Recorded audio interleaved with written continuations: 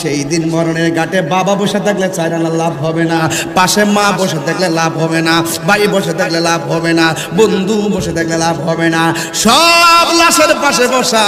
আর আজরাইল আইসা রুহটারে লইয়া যাইব, আপন জন কেউ টের পাবে না।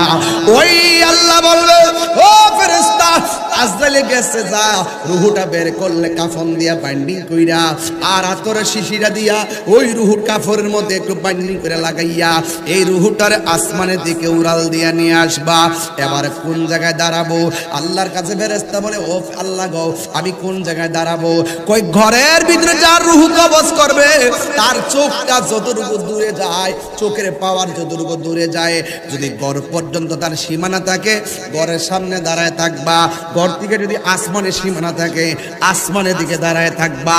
তার নজরটা যে এখানে শেষ, তুমি ওই জায়গার মধ্যে দাঁড়ায় থাকবা।